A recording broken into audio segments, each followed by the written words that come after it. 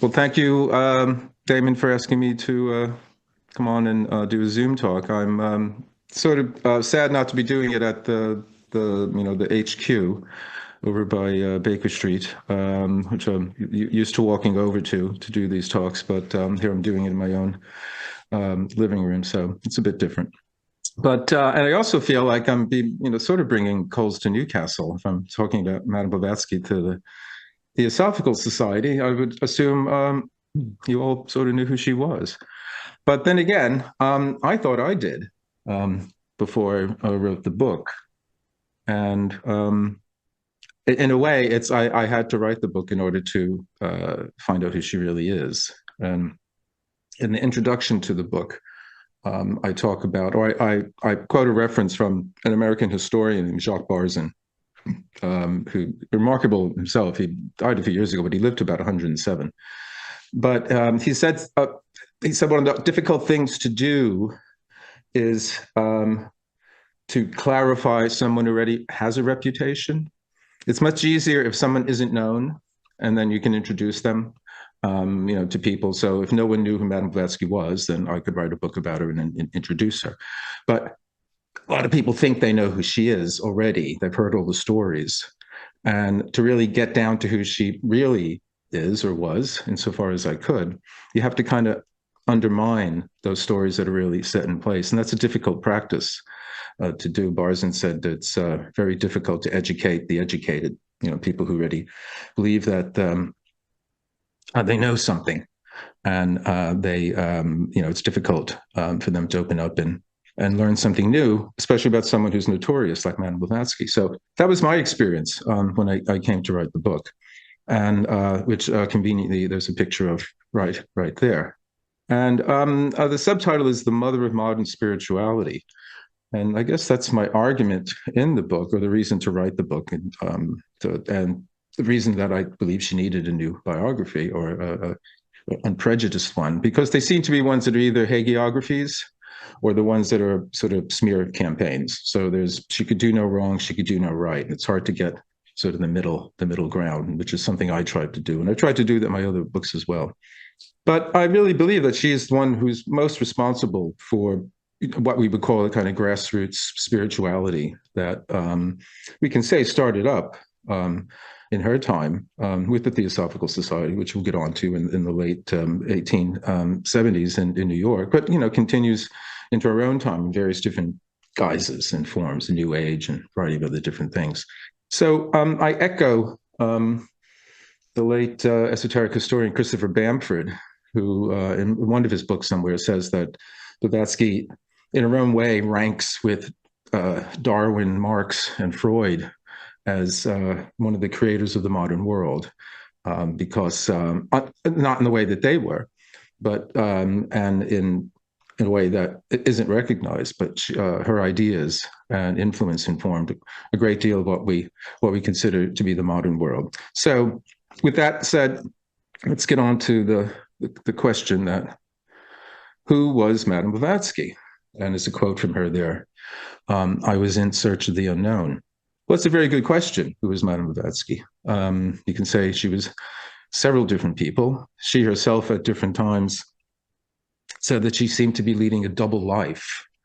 And in the book, I make an argument that some of the phenomena associated with her, especially when it came to her writing her books, it struck me that she might be a case of a kind of controlled multiple personality, in the sense that she herself at different times said that she led a double life. There was the Blavatsky that, let's say, people knew and upfront and all that, but then there was some other HPB or some other entity that was not necessarily her personality, but was her in a deeper sense that was in the background in some way.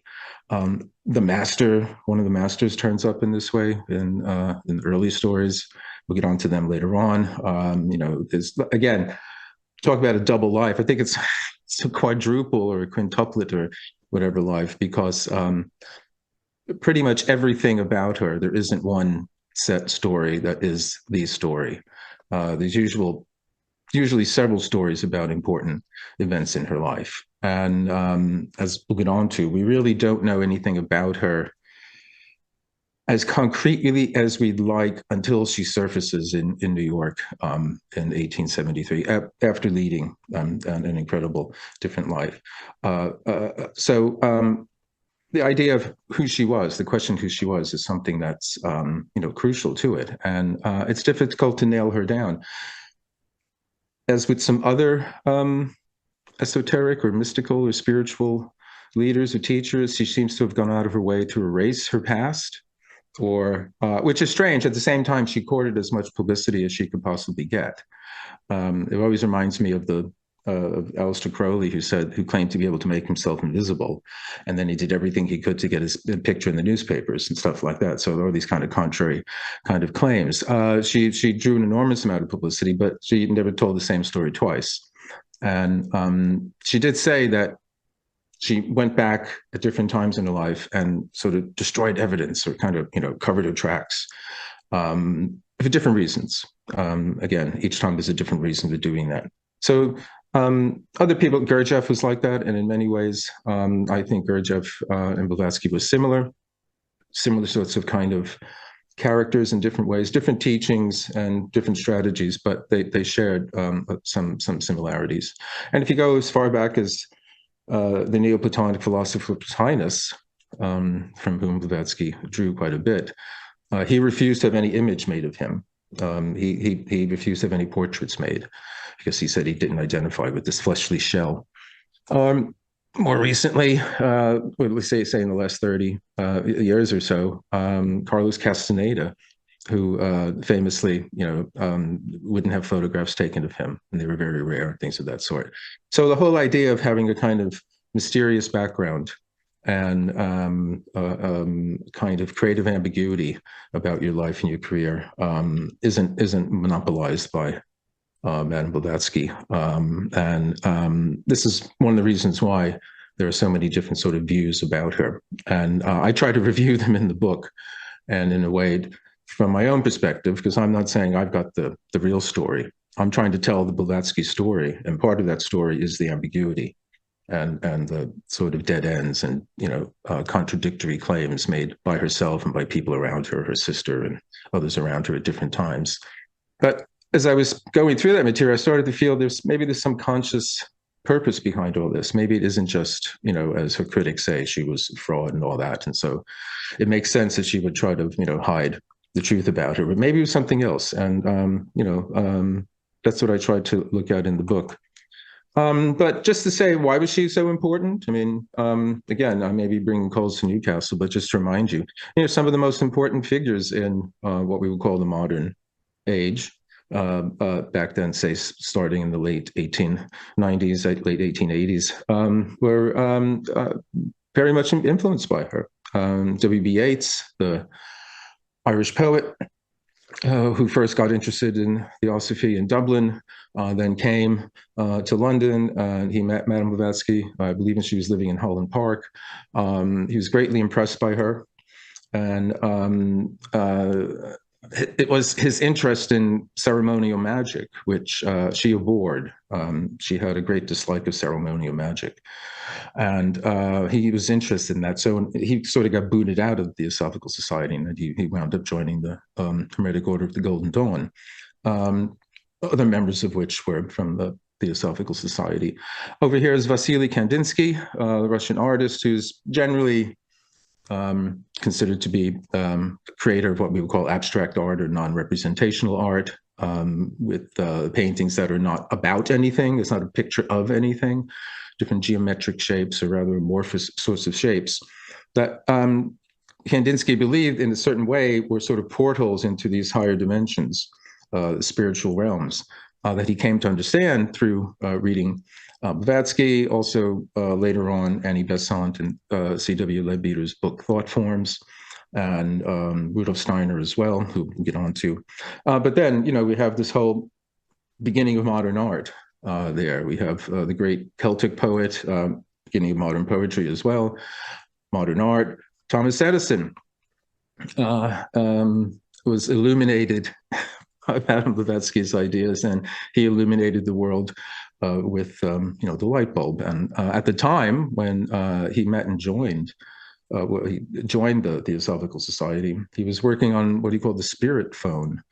This is at a time when, we'll get on to this, spiritualism was very popular, and science wasn't completely against all that sort of thing. There were many sort of, as we say, places where they overlapped, and the whole idea that you could possibly record, spirit voices, which Edison believed could be done.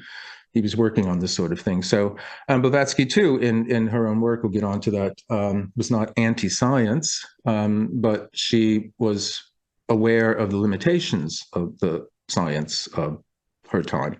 And I would say there are many people today who are aware of the limitations of the science in our own time as well. And let me see, I'm trying to see who I got over here because my picture is in the way. Oh, that's T.S. Eliot, yes. There's a little controversy over whether Madame Sosostris, in the famous modernist poem, The Wasteland, that Eliot wrote and published in 1922, he talks about Madame Sosostris as a wicked pack of cards, and she's supposed to be sort of fortune teller and mystic of some sort. I've always thought it was Blavatsky he was referring to, and others have said that as well. But I've seen in other places that it might not have been, so might not be the case. But tangentially, Eliot was sort of influenced by theosophical ideas, in the sense that not too long after the publication of that poem, he was sitting in on lectures by the Russian philosopher Peter Uspensky, who had recently been saved from a White Russian refugee camp in Constantinople by Lady Rothermere, who was the wife of Lord Rothermere, the newspaper baron, and she was a reader of Uspensky's book Tertium Organum, which is the pre-Gurdjieff Uspensky. And Uspensky was one of the major theosophical speakers and writers and lecturers in Russia before he met Gurdjieff. And in fact, because of his popularity on the theosophical milieu, Gurdjieff sought him out. And just to give you some more, here's L. Frank Baum, who creator of the Wizard of Oz books. He was an early member of the Theosophical Society, and one can, comb through the Oz books, and you can find several sort of motifs and tropes that have a theosophical sort of character to them. Perhaps one of the most important, but the least mentioned people that were influenced by Blavatsky was Gandhi. One of the people she met when she was living in London was Gandhi, and this was just by chance, because two theosophists, they called the Kitely brothers, but they weren't brothers; they were like uncle and nephew, but they were the same age, more or less. They bumped into Gandhi when I make the same joke all the time. Well, he was busy here in London trying to be Ben Kingsley. He was studying law and he was wearing the bowler cap and had the umbrella and all of that sort of thing. And they were completely keen on anything Indian, anything Hindu. And they were just delighted to meet him. And then conversation, they said, wouldn't it be wonderful if we all read the Bhagavad Gita together?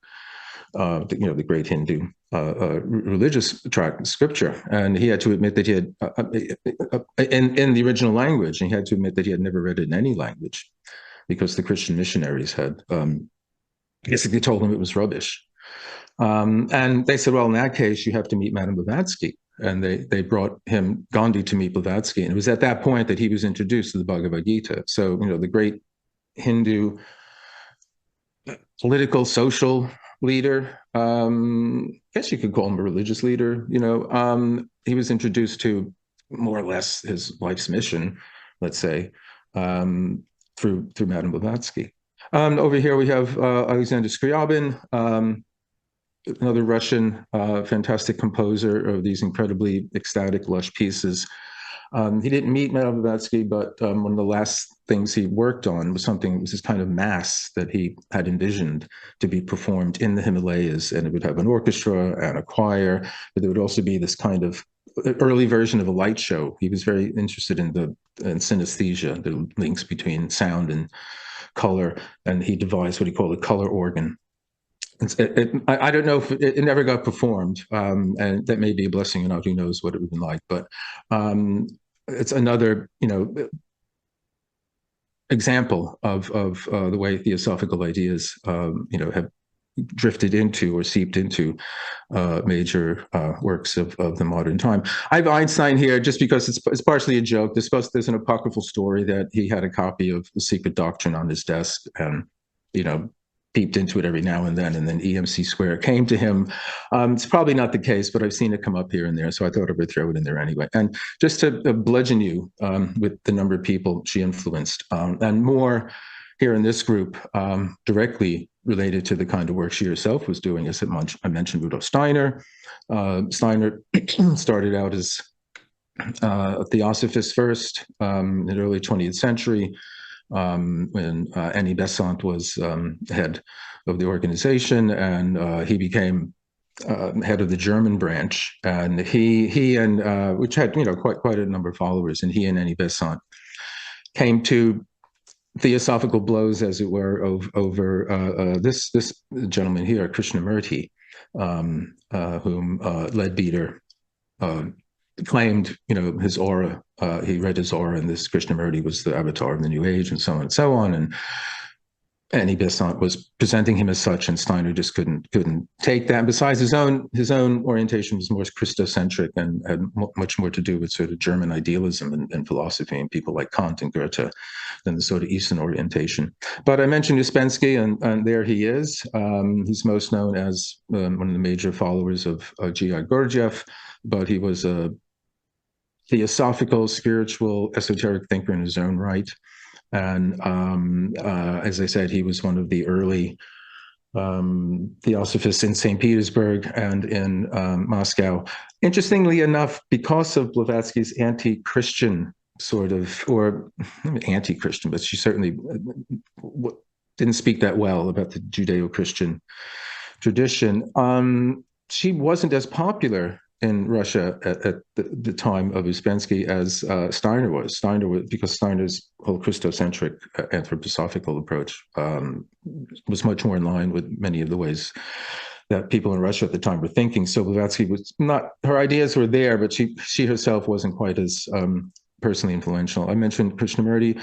This is Evans Wentz, W.B. Evans Wentz, who was the Sanskrit scholar who put together the different texts that he later came to call the Tibetan Book of the Dead. As we know, there isn't a particular text that's actually called the Tibetan Book of the Dead, in the same way that there's an Egyptian Book of the Dead. He took the name Tibetan Book of the Dead, borrowing it from Budge's Egyptian Book of the Dead. And I'm trying to think again, who is over here? Is that Suzuki? Can I see that? Oh, I can't see it. Sorry, to go back. I'm saying, I think that's Suzuki. That is, if not, I'll tell you about Suzuki, and we can see how that is later on. D.T. Suzuki was the Japanese Zen and Buddhist scholar who introduced Zen Buddhism to the West, and he was an early theosophist as well. Today, the influence of Blavatsky and theosophical ideas on sort of the first generation of Western modern, Buddhists. Suzuki wasn't Western, but he introduced it to the West. But people like Edward Conze and Christmas Humphreys. Blavatsky and theosophical ideas in general, their influence on that generation has come under criticism by some contemporary scholars who say it's, that it put too many theosophical ideas into their interpretation of various Buddhist and Tibetan tracts and all that. So I mean, you'd have to figure that out for yourself. But here we have some enormous, should we say, package of different very important people who had an influence on the world, and you might from this group associate, okay, yeah, I can see how they would come out of theosophy, but maybe not the others. And I would think, most people wouldn't even know that at all, that those various, individuals were early theosophists, and their contribution to the modern world was in many ways influenced by Blavatsky's ideas. So let me just get a sip of water here.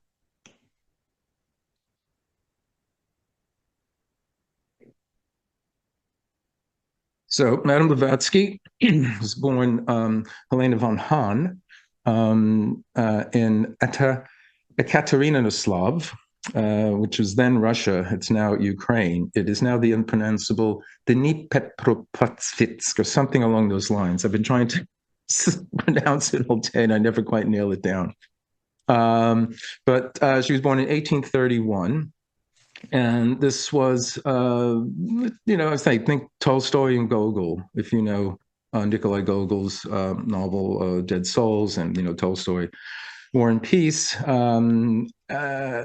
She was born at a time when Nicholas I was the Tsar, and he was known as a gendarme of Europe, and he was a very conventional, conservative, right wing, we would say, authoritarian ruler. And this image here is a painting of what was called the Decembrist revolt, which I mentioned in the book. In many ways was influenced by Masonic thought and ideas. And this was an uprising within the army against the treatment of the soldiers and conditions and so on and so on. And it was brutally put down by Nicholas I.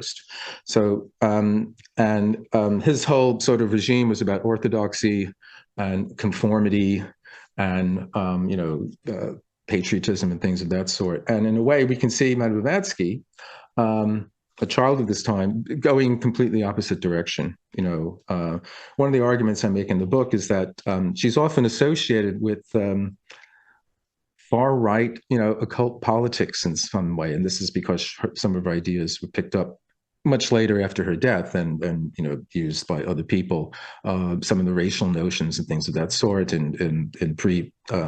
National Socialist Germany and so on and so on.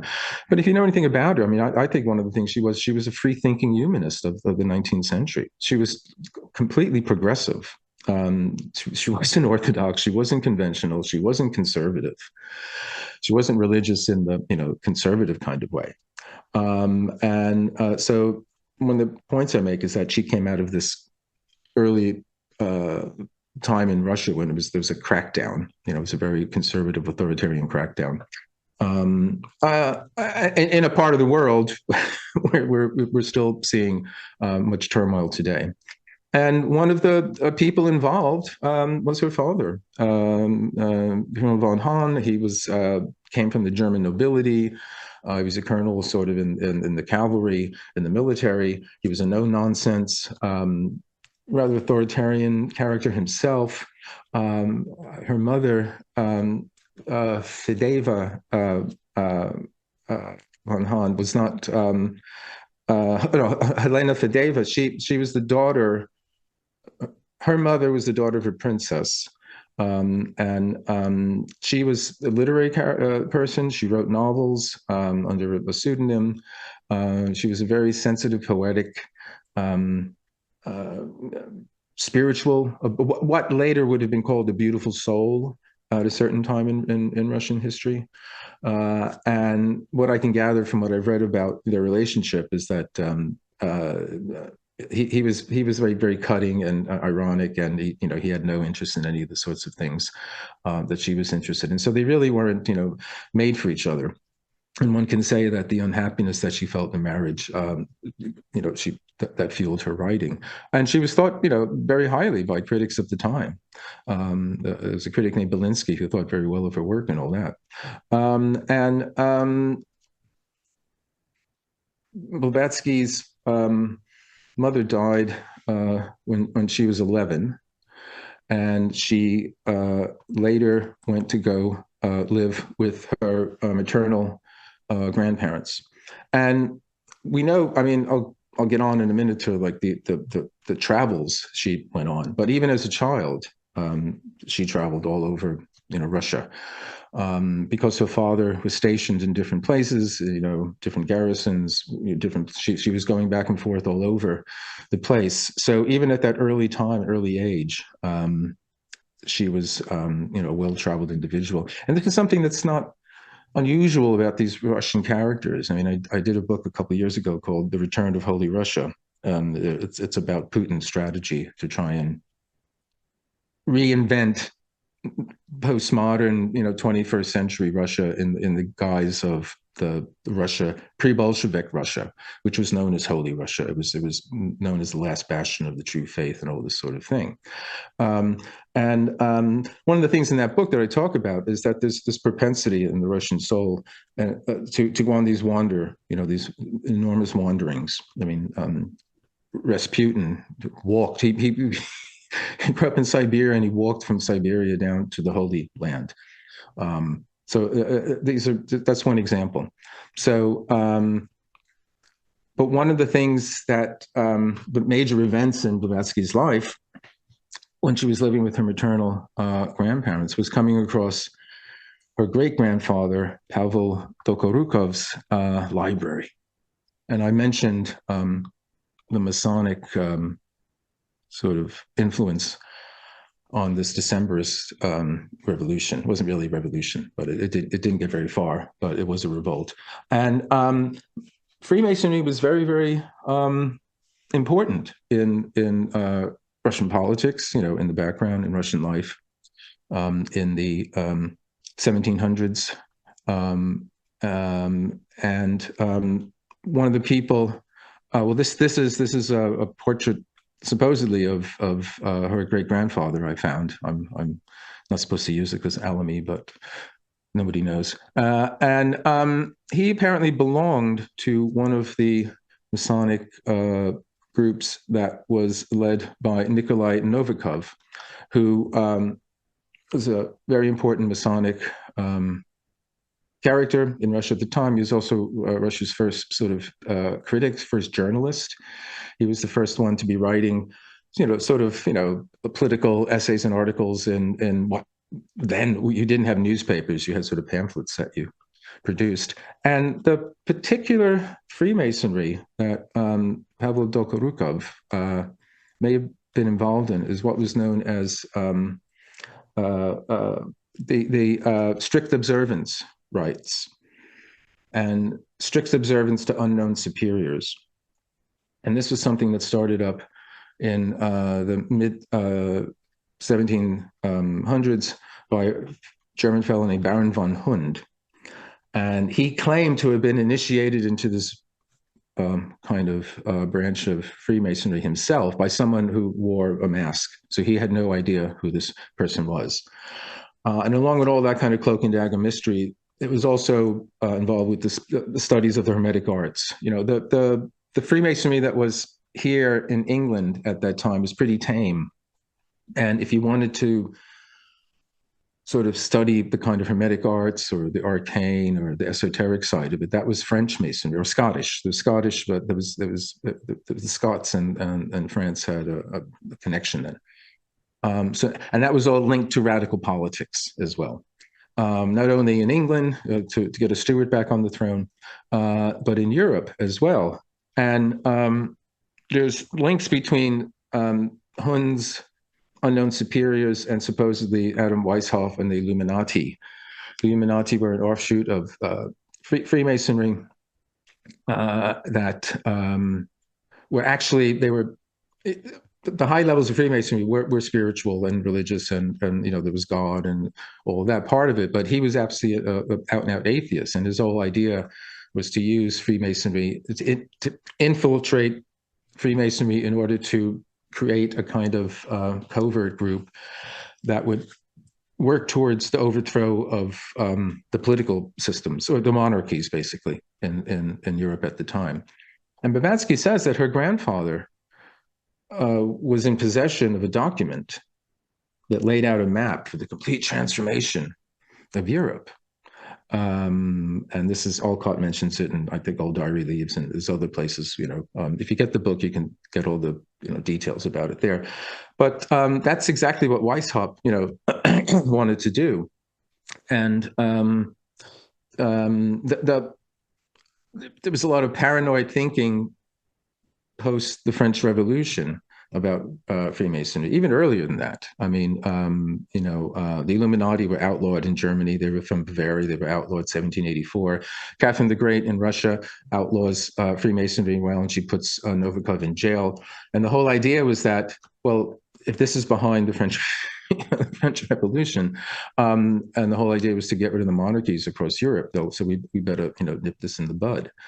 And so it may be the case, perhaps. Most people think no, the French Revolution wasn't masterminded by the Freemasons or the Illuminati or anything like that. I mean, Weishaupt apparently couldn't possibly organize a picnic, but when you hear Blavatsky talk about her great-grandfather having this document, which lays out kind of a map of the transformation of Europe, which echoes something from previous time with the Rosicrucians, who themselves, they weren't known as unknown superiors, but they were called the Invisibles. The Rosicrucian craze that starts in 1614 in Kassel in Germany, where these manifestos are nailed, to the doors of the church, and it's proclaiming this complete transformation of Europe, this universal reformation of things. And this was, as a friend of mine called it, the occult wing of the Protestant, Reformation. The whole idea was to throw over the Habsburgs' rule. And they too, the Rosicrucians, were students of the Hermetic arts and things of that sort, and students of Christian Rosenkreuz. And so you have they were called the Invisibles because even though they called out in their manifestos for everyone to come and join them, people tried to find them, they couldn't find them. The philosopher René Descartes famously tried to find them and he couldn't find them. So they jokingly were called the Invisibles. And funnily enough, one reason someone said you couldn't find them is that they've all gone to Tibet. So we got some of the elements that will come up in Blavatsky's story. We have get the masters later on, but we have these unknown superiors. We don't know exactly who they are, but we have to we swear an oath of strict obedience to them. And then a little bit behind in the backstory, you have the invisible Rosicrucians, who, following the defeat of the anti-Habsburg forces at the Battle of White Mountain in 1620, hightail it out of Europe and go to Tibet. So let's see. All right, so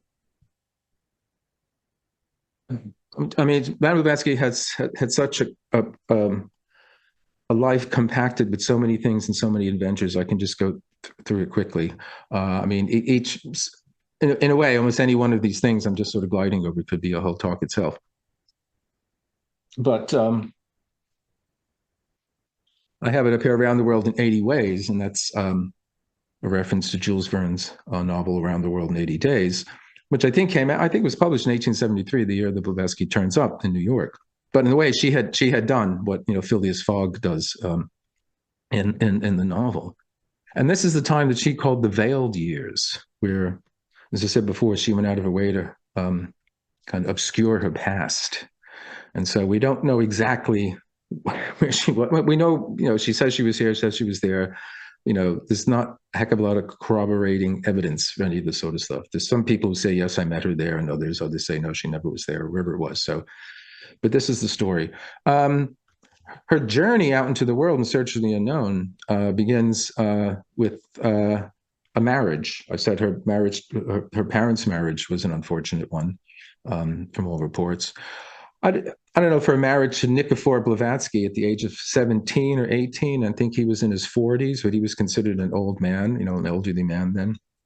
If that was, I don't think it was unfortunate the same way that her parents' marriage was, because it didn't last that long. She didn't stick around long. She skedaddled as soon as she could. Again, there's conflicting reasons. Why did she marry this guy? At the time, she was still considered attractive. She hadn't put on the weight yet. She was still, an attractive woman. She was well-versed in all of the arts that women were taught in at the time. So she was a musician. She was an artist. She read. So things of that sort. But any case, long story short, she winds up marrying Nikifor Blavatsky, who's the head or the overseer of Erevan in Armenia, and marriage is not consummated. Blavatsky claimed throughout her whole life that she was celibate. She even at one point produced a gynecological report that's saying that this woman, could never had children and could never have children. And I guess more or less said she can never have sex or something. She herself said, the place is occupied by a crooked cucumber. So she had a colorful language.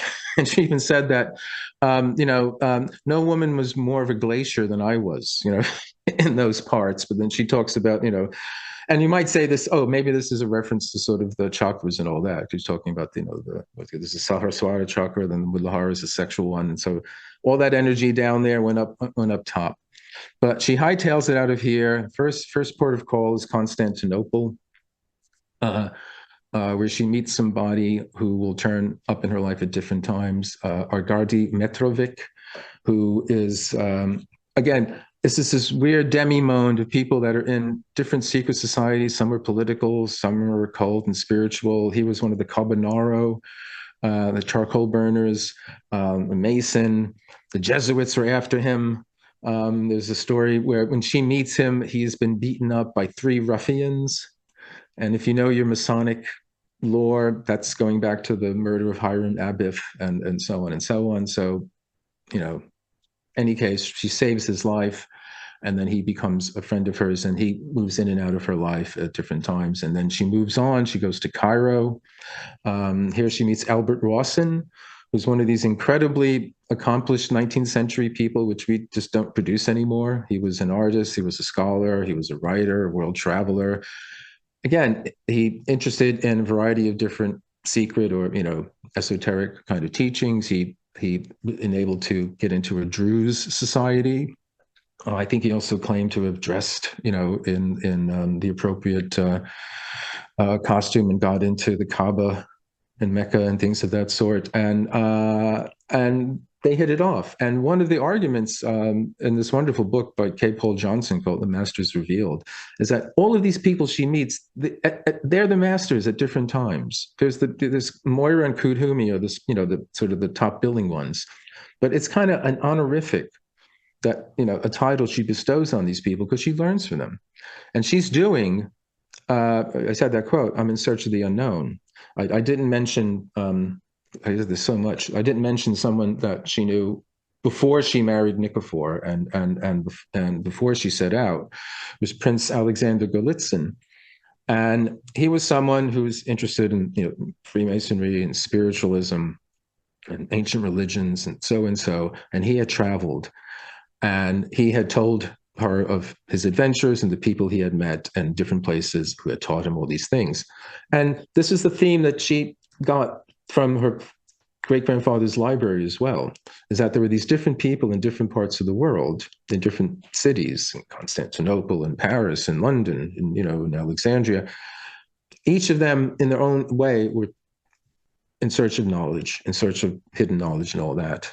And the idea was to meet them and to go on this. And again, this is an archetypal thing, like, Christian Rosenkreuz, I mentioned him.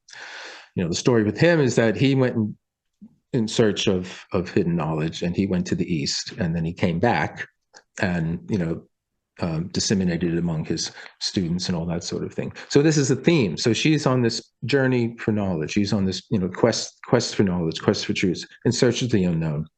And she's meeting different people along the way. And after Cairo, she goes to Paris. And again, there she gets involved. She's already got involved here with the spiritualist group. I mean, there's so much. It's hard. I think, I should have mentioned this already.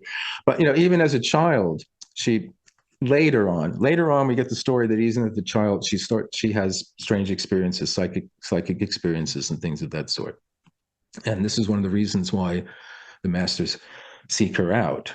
Again, the main story is this one here in 1851 at the Great Exhibition here in London, where she meets Master Mora here.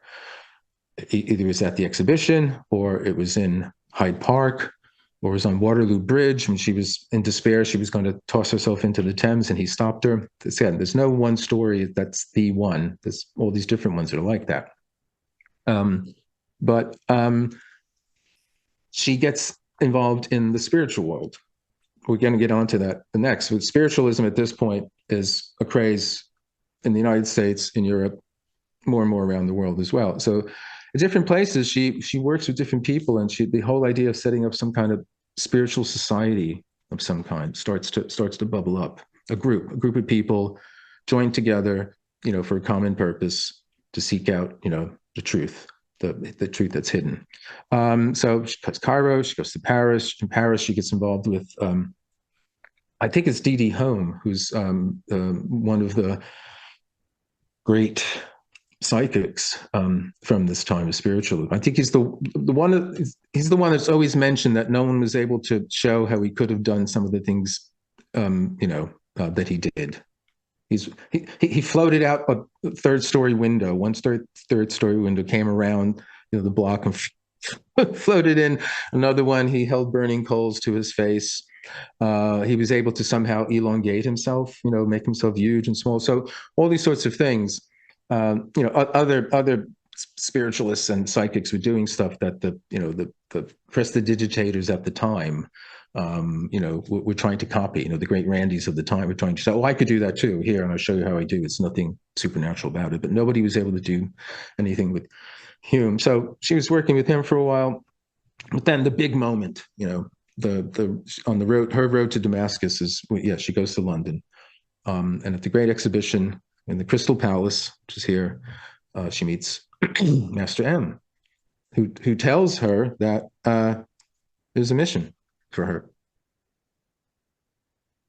and it's to go to Tibet.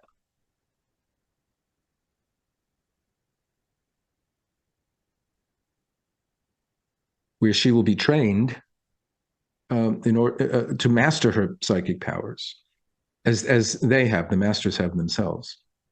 Blavatsky always said the masters were flesh and blood human beings. Post Blavatsky, you got the idea of the ascended masters, and these are people on a higher realm, higher plane, higher dimension, whatever it is, but they're not flesh and blood human beings. She insists that they were individuals who had learned to, control their psychic powers. And this was the difference between being a magician and a medium. And this is why Blavatsky got, I'm jumping ahead a bit, but Blavatsky became public enemy number one among the spiritualists, because she claimed, yes, the phenomena is real, but it's got nothing to do with the dead, or it's not the dead that you think it is. I'll get on to that. But the difference is that you're allowing, these other forces to come in and take control of you, whereas, the magician it controls them and doesn't empty his mind to be able, for someone else to fill it up. In any case, I'm jumping ahead. But she meets Master Moria. Kutumi comes in the picture a little bit later on. As I said, there's different stories, where they meet. And again, she says that when she was young, a child, she fell off a horse and she would have been dragged to death, her head hitting the ground. But the master in her dreams, the master she had seen in her dreams appeared and held her head up as the horse was going, and prevented her from being seriously injured, and so on and so on. So there's, again, different stories of when the masters come into her life. But you have a globe here, because she went practically, in these veiled years. I just gave you a taste at the beginning there, but now it goes, she's got to get to Tibet, right? And she makes 3 attempts, and on the way, she's everywhere. She goes, where to begin? She goes to the United States, she goes across the states, she goes to Mexico, she goes to South America, she's Canada, Japan, in India, and so on and so on. I can't. If I would take up too much time reading off all the different places she's in, and this is typical, as I said, of this kind of people on this esoteric quest. Not the same character at all, but Aleister Crowley will go all over the world. He will climb mountains. He will walk across China. Gurdjieff went in search of hidden knowledge, in Central Asia. Uspensky famously went on his search for the miraculous and all that. But Blavatsky is doing this as a woman alone in the 1850s and the 1860s. And long story short, she makes 3 attempts, finally gets there. And where she gets to, it's the Tashilhunpo Monastery in Tibet. And the masters are not Tibetans, they're Hindus. But this is one of the bases for this worldwide kind of community of these masters that are in different places that she had already heard of, from her father's library. That's another thing that doesn't get mentioned. The idea is they different parts of the world, in different cities of the world, there are locations. The one that gets the most attention is Tibet, and rightly so, because Blavatsky's claims to have been in Tibet at a time when white men couldn't get in, Europeans couldn't get in. They're understandably people, doubt it, put it that way. Um, in the book, though, I tried my best to, be open-minded about it. And there does seem to be circumstantial evidence that does, and there are a couple of accounts actually where people actually said, yes, I saw her there. There was a major general who was stationed there at one point, and the story is he met Alcott on a train once just by accident. And somehow it came up in conversation. He said, oh, yes, I remember stories of this white woman who was, trying to get into Ladakh or somewhere like this back in the time. And, we were not letting anyone in because the banditry was rampant and people were getting murdered and so on and so on. And so there's a tea, someone who had tea, uh, you know, what is not a tea forest, where they grow tea. And, there. And again, he had reports of a white woman at the time, trying to make her way in. So take it with as many grains of salt as you might. But eventually she makes her way there. And she's there, and she's in the monastery there. And she's learning how to master the psychic powers that she's had all her life. But she's also learning the otherwise unknown language of Senzar. And this is the language in which the Book of Dizyan is written. And the Book of Dizyan is this ancient text repository of an occult history of the world and the cosmos and all of that. And the secret doctrine is, as she says, a commentary on the Book of Dizyan. So she's there, she's learning how to master her powers. She's learning the secret history of the Earth, the cosmos, the different rounds, and all of that sort of thing. And then they basically say, okay, the reason you're doing this is that you have to go to the West. You have to go back out to the West, and you have to work to try to stop the rise of materialism. Not the kind of consumer materialism that we're all very familiar with, although that is rooted in this other materialism, but it's scientific materialism, the kind of reductive view of the cosmos and the world and our place in it that is gaining more and more ground in the 19th century.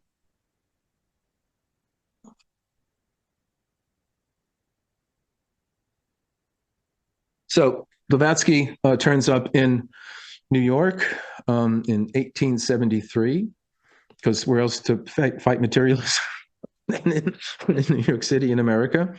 And this is a picture of, I think it's Hester Street or Orchard Street at that time.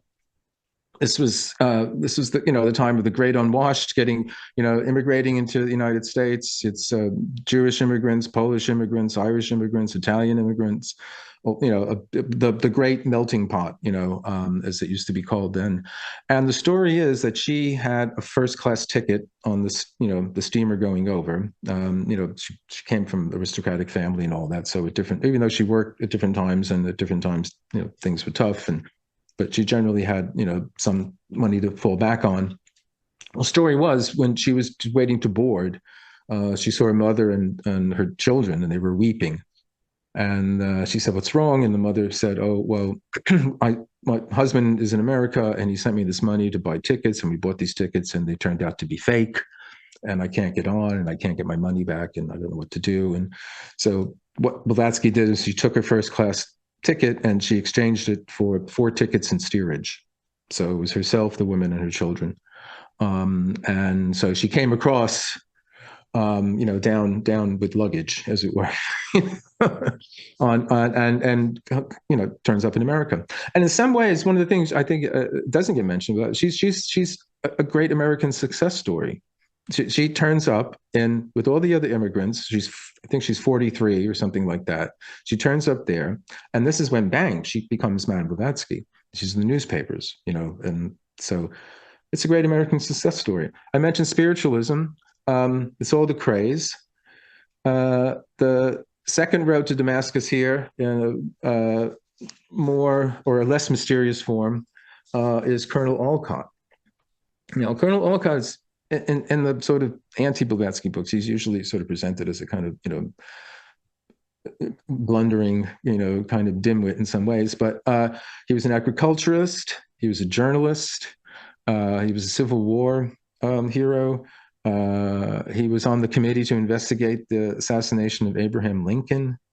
A variety of other, strings to his bow. So he was a very accomplished individual. And at this time, he was he was already estranged from his wife. There's stories that Blavatsky drew him away from his wife, but actually, they were living apart, as it were. And he had become interested again in spiritualism. He had an interest in it earlier in his life, and other things, took him away from it. But now he became interested in it again.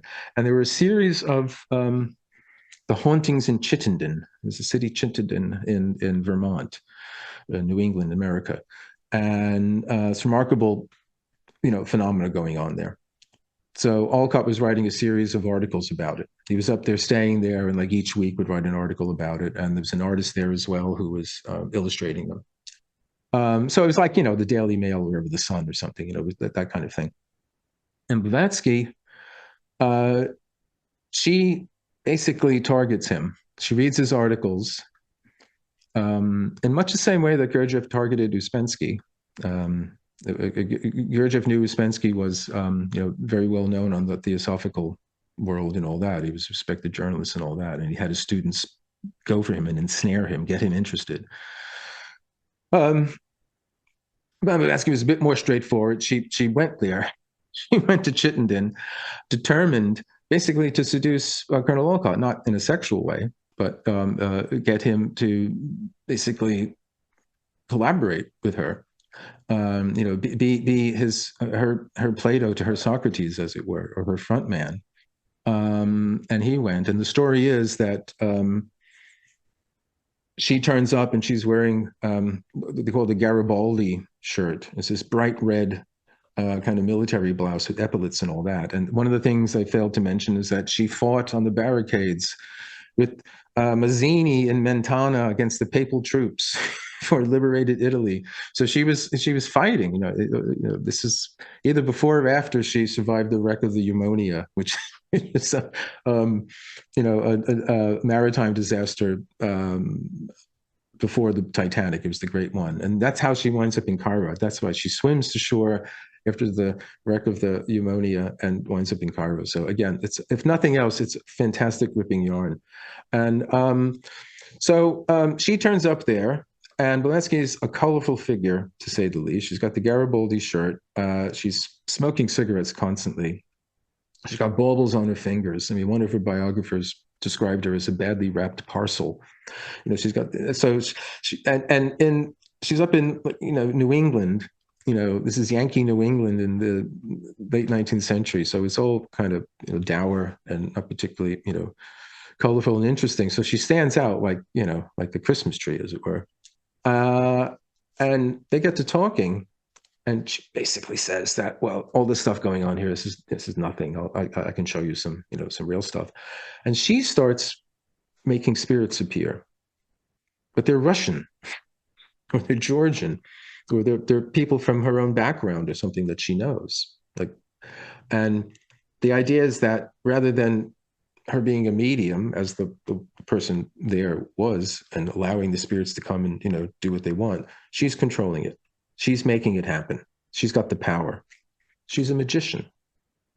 She's not a spiritualist, although she's a fellow traveler with the spiritualist. But this is the mission she was given by the masters, along with fighting materialism. It was to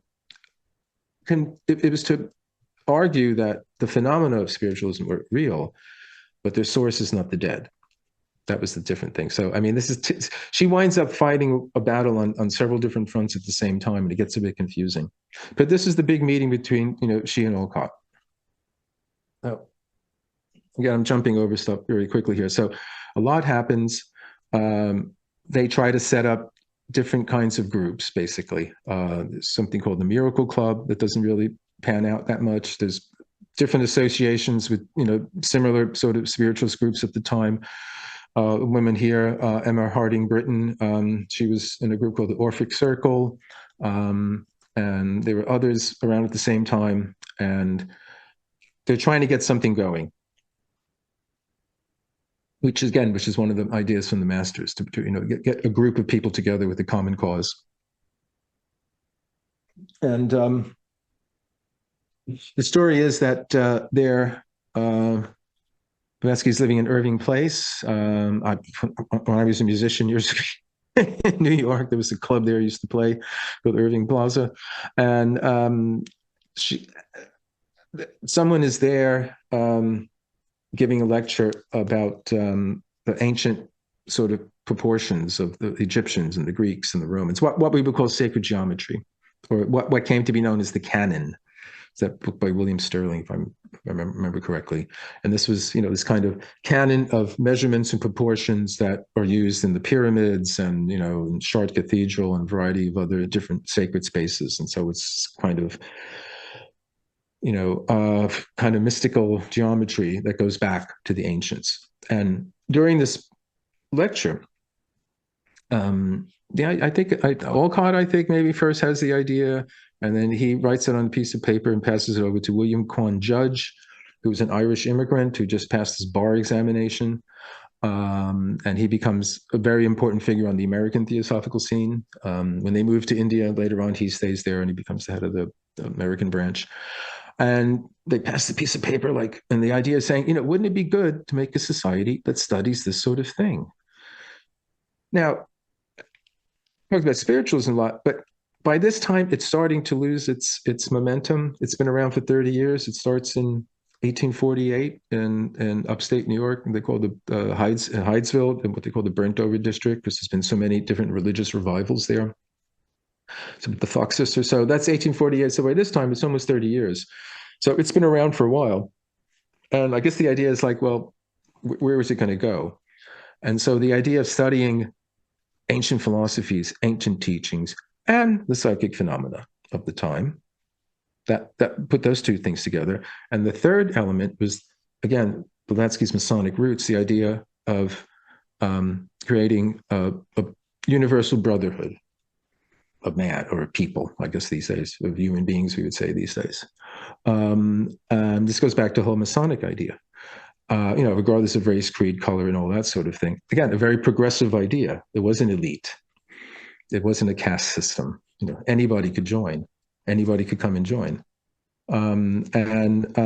So the Theosophical Society was born there, and they get what can we call ourselves? And there's a few of the titles that come up and doesn't really hit, and somebody pulls a dictionary or an encyclopedia off the shelf and finds theosophy. I mean, today they would have gone to Google, and theosophy means theo is God, Sophie is wisdom. So it's the wisdom of the gods, or divine wisdom. And it's a term that goes back to ancient Alexandria. There was a group called the Philalethians, who were the lovers of truth. At that time, and Neoplatonic philosophers were using the term, and also later, Jakob Böhme, the Bohemian mystic cobbler, had the vision of the signature of all things, and he writes these abstruse, unreadable books in this kind of alchemical language about this kind of, vision, which he calls theosophy. And so it has a certain, heritage to it, but the way Blavatsky and others will use it would be very different. So the society is a hit. When it first starts off, it does very well. And Blavatsky moves from an Olcott. They're living together now. And they move from Irving Place to the flat in Hell's Kitchen, which, as you can tell by the name of the neighborhood, wasn't a particularly salubrious neck of the woods. I mean, now it's unrecognizable, although it's still there, the building where they lived. And at different times, people have tried to get a plaque up, but no one no one knows who the hell she is. And I know people who do kind of a tour of occult, New York, and they always go there. But they had this flat that came to be called the Lamasery, and this is because it was decorated in fantastic, Eastern style, and she had stuffed bats and stuffed alligators and other stuffed animals and huge feathers and colorful tapestries. But one of the most famous object d'art is the stuffed baboon. That this isn't it or him. And Peter Washington, one of her biographers, called his book Madame Blavatsky's Baboon, and it was a baboon that they called Professor Fisk, and they put the papers of a lecture about Darwin's theory of evolution like in his show in here like that. And he's there and he's about to, and they dress him up in a tuxedo. And he's about to go give a lecture on how he will eventually turn into a human being. Blavatsky never denied, the bit that Darwin got right. She said, you just got that bit right, but it goes a bit further that way, and it goes a bit further that way as well. And we'll see when we get on to her first major work that it's Darwin. It's apropos that I mentioned Darwin because in History of Ideas, Blavatsky is she in Isis Unveiled, she presents the first philosophical or even scientific criticism of Darwinism, not a religious one. There had been a lot of religious criticisms of it. She was the first one to argue from a philosophical kind of point of view, from the idea itself. And the person who gets that credit most of the time is Samuel Butler, who wrote Erewhon and The Way of All Flesh. But in the late 1870s, he wrote a string of books, anti-Darwin books. Life and Habit is the first one. But Isis Unveiled, that came out in 1877, predated that by a year. And it's a remarkable book. While they were living in the Lamasery, there's all these stories of, how she wrote it. And I mentioned earlier about Blavatsky maybe being controlled dual personality. And Alcott even tells a story where they're at opposite sides of a table, the desk where they're working. And she says her face used to change, or her hair would go from being blonde and crinkly to black and straight, or she would take on the appearance of some source, some authority that she was quoting from. And even that was weird. We're sure she would look into sort of the middle distance as if she was reading something, and then write a quotation down. And apparently it was either she had eidetic memory or she was somehow reading these things on the astral plane. Because again, the story is that, she would ask people to go check, go to the library, and check the New York Library and all that. She very rarely, when she was writing it, she very rarely left the flat. So Alcott says she basically was stay there for 6 months straight, working 17 hours a day. It's a remarkable book. I'm sure in a way, I think it's more accessible in a way than Secret Doctrine, because in many ways it's one of the first books in a form that's it's become popular in more recent time, where it's like a book that says, well, there's science today and then there's the ancient science, and actually they're not that different, and there's connections between them, and there's things that the ancients knew that we've forgotten and we can learn from. And there's lots of books like that today, or Graham Hancock's books about ancient civilizations, or if you go like Charles Fort's books in the 1920s, or in the early 60s, The Morning of the Magician. So these are just very big popular books that are sort of the same kind of theme. This is an early one like that. But the fundamental idea, the idea it's unveiling Isis, is that she's sort of representing the Hermetic philosophy. And although Theosophy and Blavatsky herself are more often associated with India, rightly so, because she moves there, her first port of call was Egypt. Her mystic compass turned toward, the pyramids then, and the Hermetic teachings from ancient Alexandria. And so the book is published, and it's a surprise bestseller. It sells out like the first week, the first print run, and the publisher has to keep publishing more and more copies. And the interesting thing was that the book was so popular that the publisher wanted her to do a sequel, as all good publishers do. and he even offered her, like $5,000, which would have been an enormous amount of money at the time. But she turned him down. She said, "No, I said what I have to say in that book." So she didn't. And they always needed money. So in a way, that's evidence to say, well, she wasn't just doing it, to make a buck. There was a mission. She had a mission behind doing it. And I mean, I can't say I've read the book cover to cover, but I have picked it up at different times and read, passages of it. And it's she has a hectoring table thumping kind of style. It's like, what about that kind of style? And it's a kind of book I think you can read a few pages at a time and go back into and all that. But at the time, it must have been quite made quite an impact. But the odd thing is not long after the success of Isis Unveiled, she decides to go to India. Again, there's no clear reason why. I mean, the sensible reason is that the story is that Alcott met a friend of Alcott's just returned from India, and Alcott asked him just by chance if he happened to meet people that Alcott knew there, and he said, "Oh, in fact, I did." And one of the people was somebody who was involved in a Hindu reform movement at the time, called the Arya Samaj. Samaj just means society or group. So the Arya, so the Aryan, the Vedic Aryan reform. And, there's success at Isis Unveiled, but for some reason, the membership of the Theosophical Society, it's going down a bit. It's not doing as well as they suspected it would have been.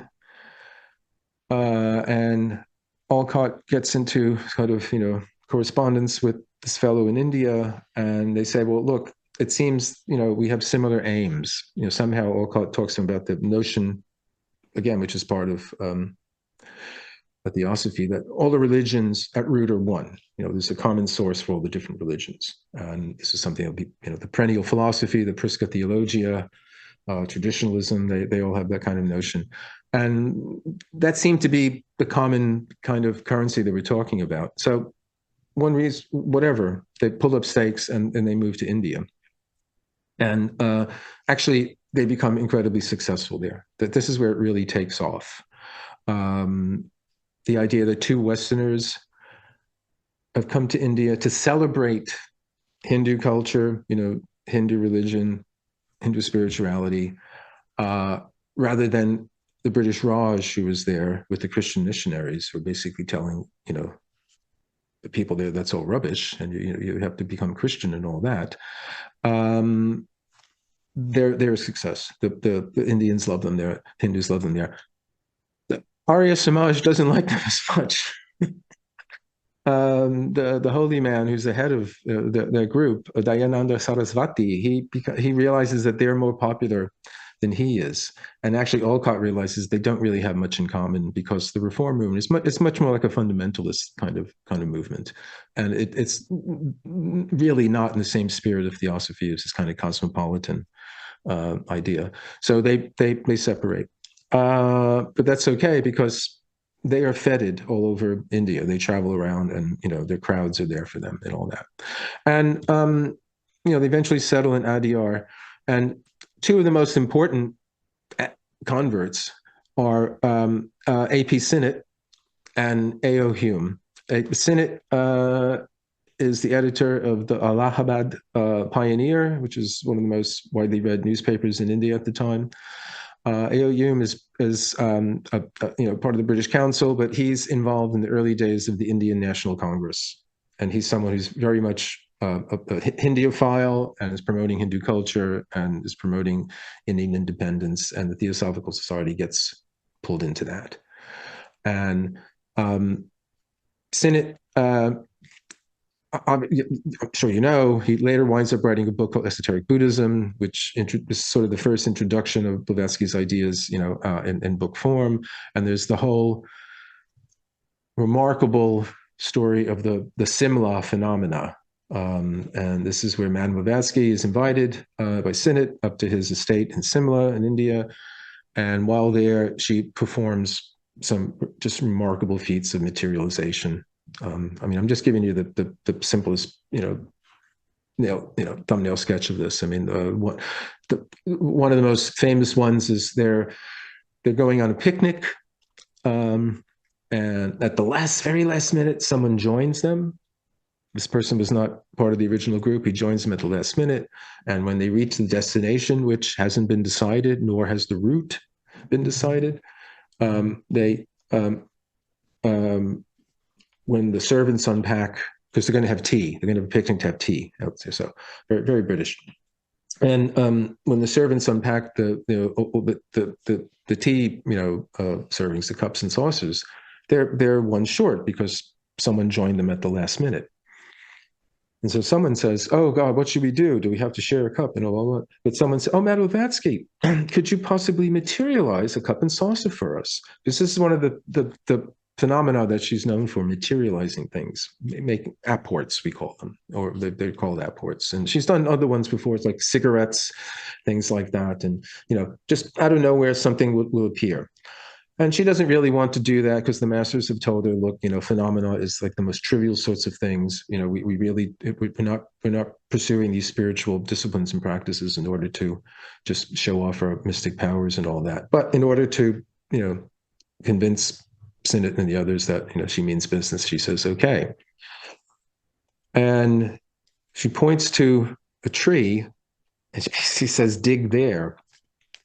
And they dig, and well below the surface, wrapped up in the roots of the tree, there's a cup and a saucer. Okay. So, I mean, you have to think about it. Okay. Of course she didn't materialize them, but how did they get there? How did they get? It's like no one knew that someone else was going to join them at the last minute, so they would need a cup and saucer. They didn't know what route they were going to take until the last minute. They didn't know anyone was going to, unless you all plan, unless it was all planned in advance. That's the only way you could possibly think about it. And can't deny that wouldn't have happened, but even that, it's not, when you think about it and you spend time looking at it the way I did when I was writing this book, it just doesn't all add up. Because for someone to have dug down in there to somehow put that in there would have taken considerable amount of effort and time, and all reports say it just was spontaneous. So there's the other one is that she materializes a brooch that's been lost inside a pillow. Again, a pillow that's Sinnott said, okay, materialize it in that pillow. And at the last minute, his wife said, no, use mine. All right. So at the last minute, and it was her favorite pillow that she used all the time, and they had to dissect in order to indeed find the brooch.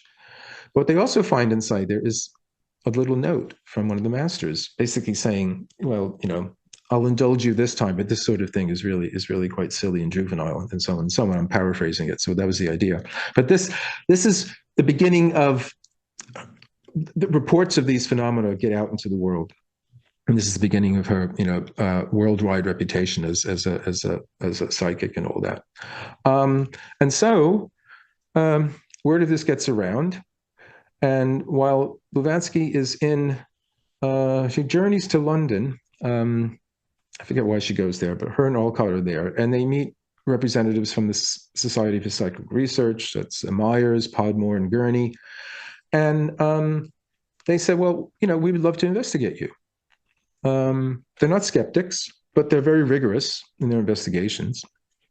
And like Blavatsky, they too feel that, the scientific view of the world is the reigning scientific view is far too reductive, and it's as Samuel Butler said, Darwin banished mind from the universe. The world is just a mechanical machine, and so on and so on, and this is unacceptable to them. And they thought perhaps studying this phenomena might be able to give us some answers to these questions. And so she agrees to being investigated, but she doesn't really get investigated.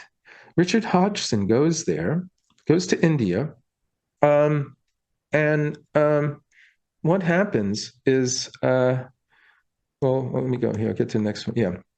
What happens is Blavatsky is still in London at the time when he goes there. And in the meantime,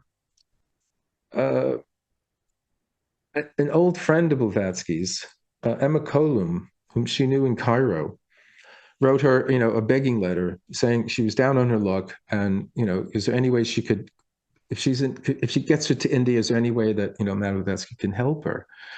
And so they're in Adyar, and Blavatsky is the soul of generosity. She's a big, Russian, who just loves everybody. Yes, of course, mikasa sukasa. Get yourself here, and you can work. You can be a caretaker, or whatever. We'll hire you as a housekeeper, something like that. So she goes there, but she gets disgruntled, Emma and her husband, and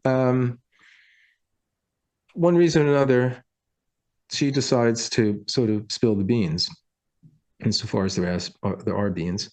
And so she gets in touch with a Christian missionary magazine there and says, all this Mahatma stuff, the masters and all this sort of thing are fake. And at this point, there are reports of these messages from the masters, from the Mahatmas. They've gone from being called masters to Mahatmas, which means great soul, with the Indian. So Mahatma Gandhi is like the great soul Gandhi. And these letters, which here is an example of them. And if you make your way to the British Library, they're available. I don't know if now they had a cyber attack there a while ago, and I don't know if this system is still back up. But when I wrote the book, I did go and see them. You can see them there. This huge, collection of these actual letters. They're written in blue or red pencil, mostly to Sinnott. And story is that they appeared out of nowhere. They would just miraculously fall from the ceiling, or in other strange ways. They didn't come to an airmail stamp by the postman. They came in a variety of different strange sorts of ways. And there were appearances by some of the Mahatmas turning up at Adyar at different times. Different people met them, not only Blavatsky. But Emma Colum says, no, it's all just fake. The letters they're just dumped through cracks in the floor. And, the Mahatma, that's just Blavatsky walking around. She's got a big paper mache head on. I mean, you just think about it, I don't think I'd be taken in by that. But in any case, so the Christian missionaries, they're so ready to get any ammo against Blavatsky because she's been nothing but a thorn in their side since she's arrived. She's like, she went native. She converted to Buddhism with Olcott. She had nothing good to say about the Raj, didn't like the British aristocracy there, didn't like the Christian missionaries. Olcott was bringing Buddhism to the Buddhists. He was in Ceylon, Sri Lanka now, and he wrote a Buddhist handbook and a kind of catechism. And he reintroduced Buddhism to the Buddhists there, and they have a stamp in his honor there these days. So they're doing all the wrong things, and the Christian, they're just happy to get anything. So they publish this, and word gets out that it's a fake. So Hodgson is sent to investigate this, but again, he doesn't investigate Madame Blavatsky. She's not there. He only talks to the people who are there. He talks to the Colums, he talks to others, collects everything. There seems to be evidence. There was a cupboard in the wall where some of the letters would appear miraculously there, and they discovered, on the other side, there's an opening and you can fit it in. But apparently that was made rather quickly and rather jerry-rigged. So it looked like something that was put up really quickly. And Colum's husband had the keys to that room. He was the handyman, caretaker. And the story is that he himself made this sort of thing to kind of plant evidence, against her. So whatever. So funny thing is, years later, Hodgson's report was that Blavatsky is one of the most inventive, ingenious, and interesting imposters of all time and all that. And he said she probably was a Russian spy, because this was the time of the great game between the British and the Russians to get influence in India. King of the Khyber Rifles, that kind of thing. And this is the thing that angers her more than anything else. She didn't care that he thought she was a fake, but the fact that he accused her of being a Russian spy absolutely infuriated her. But Hodgson himself, he later becomes a convinced spiritualist, and he later becomes a convinced believer in the afterlife. And there's later evidence that he himself tried to communicate when he had later passed on and all that. And a century later, the Society of Psychical Research itself reviewed his case, his documents in the investigation. He said they were unreliable, and so they withdrew his his assessment of her as a fake. This doesn't mean that she wasn't, but it just means that the one investigation of her, when she herself was never investigated, he never met her, was later subjected to a very severe review and was considered to be, unreliable. So, were they fake? We don't know.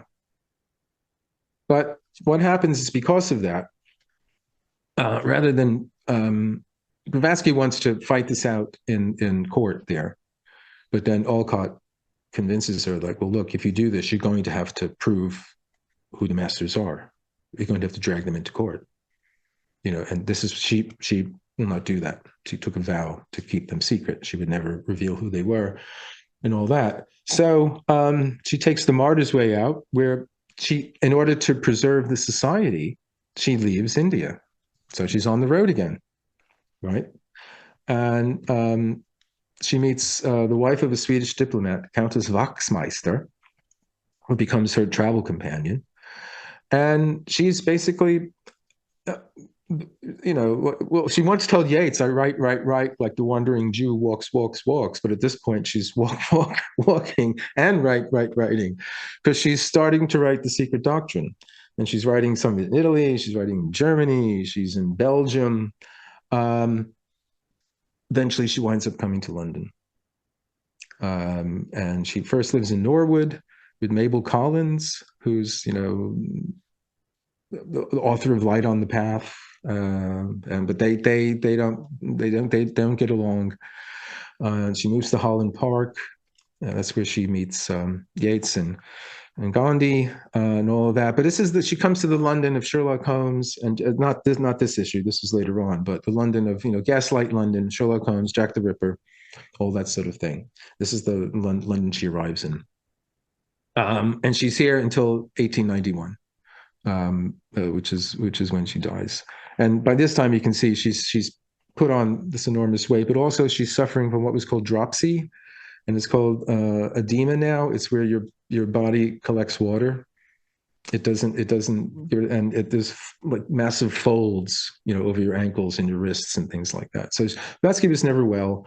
She had a punishing diet. I mean, like spiritual people today are all in the health and well-being. She didn't give a hoot about that. She smoked like a chimney, constantly rolling cigarettes.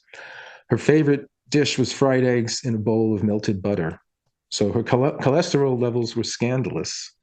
And one of the things I mentioned about constantly rolling cigarettes, there was some bad press about her who said she was smoking hash, but no, she was teetotal. No, she didn't. But this kind of constant movement with the hands, and she, in later life, she was playing patience or solitaire a lot. And again, I speculate in my book that I wonder if this was a kind of distraction that she did with this dual life, this dual personality she had, where one part of her was kept busy doing that, and it allowed this other part to kind of, be free and basically give its contribution. So she would be, constantly playing, patience, like this kind of thing, smoking the cigarettes, and then she was having people talk to her, and then she would have, these one-liners, these spot-on intuitions about things with remarkable humor. So again, I wonder if it was kind of almost like a meditation to keep her conscious mind, her left brain busy, and then the other would have an opportunity to come out. So, but I said she's writing The Secret Doctrine, and this is an enormous commentary on these kind of leaves she talks about, all these kind of plates that inscribed in them in the language of Senzar. And this was this occult history of the world. Is probably the easiest way to describe it. As I said, all the different incarnations of the planet, the planetary rounds, the Manvantaras and the Pralayas, and the in-breath and the out-breath of Brahma, the different root races, and Atlantis and the Muria, and so on and so on. All that sort of thing, which I needn't tell you in great detail about it. But At this point, these are the Kitely. They're not brothers, but they were, uncle and nephew of the same age. They were wheeling her around Regent's Park um, because last place she lived was with Annie Besant, and Annie Besant was a Fabian. She was the match strike girl. She was a suffragette. She was arrested with Charles Broadlaw for advocating birth control. She famously had an affair with Bernard Shaw, and she was sent by William Steed, who was an editor of the time, Pall Mall Gazette and other journals, to meet Blavatsky and to review the secret doctrine. Steed, unfortunately, was one of the fatalities later on the Titanic. And she goes to meet Blavatsky, but she's a socialist, materialist in that way, product of the modern age, and she's completely won over by Blavatsky. And apparently, at the end of their interview, Blavatsky says to Annie, "Oh, Miss Besant, if only you would come over to our side," and she melted. So she gives up being a Fabian. She gives up all of the modernity, socialism, and so on and so on, and becomes a member of the Theosophical Society. And at some point, she has to publicly denounce things that she had already advocated very strongly, like birth control and other things like that. And Annie Besant will later become, the head of the Theosophical Society after Blavatsky and Olcott. So in her last days, she's putting out a magazine, Lucifer. It's the fallen angel, but the light bringer as well. And pack up your troubles in an old kit bag. Find me a Lucifer to light your fag. So that back then, so it was something that was a match, but it was also the light. But again, for her, it was a joke because for her, Lucifer is like it was Promethean figure. Again, this progressive humanism, bringing the divine powers down to human beings, not to be kept only with gods, bringing them to us. Prometheus got in trouble for giving fire to humans. He was chained to the rock and the vulture would come and eat out his liver every night. The Greeks had a fantastic talent for that kind of futility. But she puts that out, and one of the last things she writes is The Voice of the Science, which, unlike Secret Doctrine and Isis Unveiled, is a very relatively small work. And it's a meditative work. And D.T. Suzuki, I mentioned earlier, who was who introduced Zen Buddhism to the West, he said this is the essence of Mahayana Buddhism.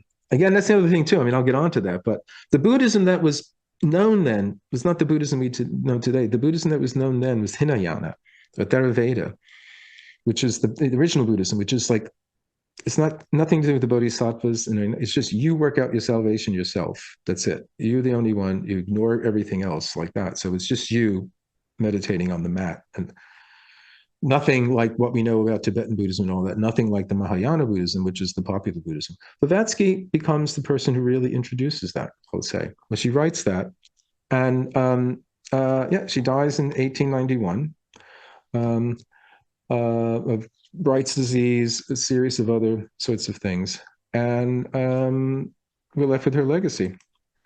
And I would say, sorry, debt. I just mentioned, the Tibetan Buddhism. She's the one who basically popularizes Mahayana Buddhism and all of that. She herself was said to have been a reincarnation of Sabkapa, who was the originator of the Gelugpa yellow hat form of Buddhism in the 14th to 15th century. One of the people who were in this select group, this inner order of her own group, the Blavatsky Lodge inner order, was John Watkins, who started Watkins Books later on, which is still there, still going strong.